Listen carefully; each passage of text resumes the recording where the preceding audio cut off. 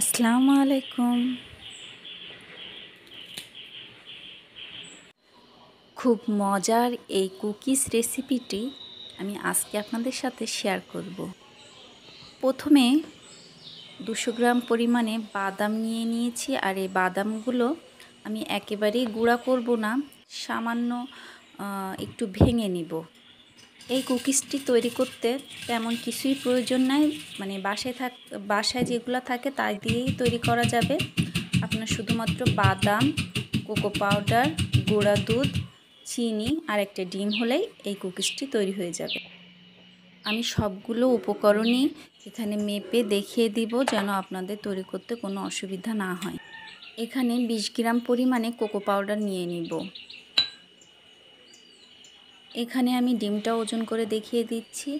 এখানে ডিমটার ওজন ছিল 63 গ্রাম।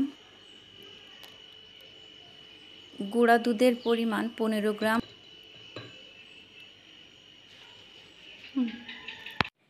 এখানে যার যার ইচ্ছা মতো চিনির পরিমাণটা কমিয়ে বাড়িয়ে দিতে পারেন।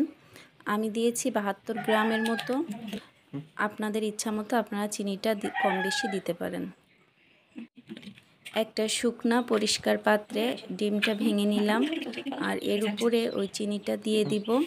চিনিটা দিয়ে এবার একটু ভ্যানিলা এসেন্স দিব, দিয়ে সামান্য পরিমাণে লবণ দিব, দিয়ে আমরা এটা বিট করতে থাকব।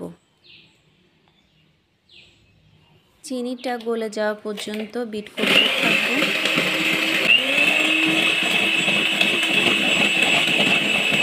এবার একে একে কোকো পাউডার, গুঁড়া দুধ আর ভাঙা বাদামটা দিয়ে ভালোভাবে মিশিয়ে নিব। এখানে ডিমের ওজনটা আর একটু কম হলে হয়তো ভালো হতো।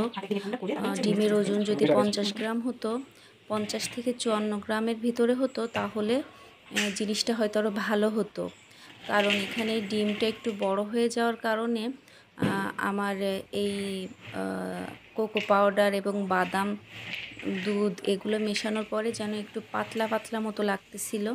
এটা আর একটু ঘন হবে, ঘন হলে ভালো হয়।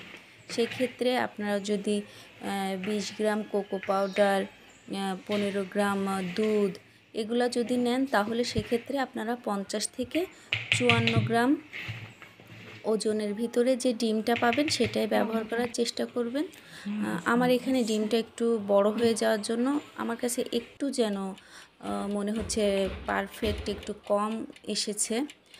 আর তারপরেও খেতে আলহামদুলিল্লাহ অনেক মজাই ছিল, সব দিক থেকেই ভালো ছিল, কিন্তু ডিমটা ছোট হলে আরও একটু ভালো হতো। ওভেনের তাপমাত্রা কতটুকু থাকবে আমি সেটাও দেখিয়ে দিচ্ছি। 160 ডিগ্রি সেলসিয়াসে আমরা 10 মিনিট ওভেনটি প্রিহিট করে নিব। এবার কুকিজগুলো একটু লম্বা শেপ দিয়ে আমি ট্রেতে বসিয়ে দিচ্ছি। এদিকে কথা বলতে বলতে আমার কুকিজগুলো রেডি হয়ে গেছে, আর এগুলো আমি ঠান্ডা করার জন্য একটা র্যাকের উপরে দিয়েছি। কুকিজগুলো রেডি করার সময় আমার ওভেনের তাপমাত্রা ছিল 160 ডিগ্রি, আর সময় ছিল 20 মিনিট। এবার একটু দেখিয়ে দিচ্ছি যে আমার কুকিজটা কতটা ক্রিস্পি ছিল।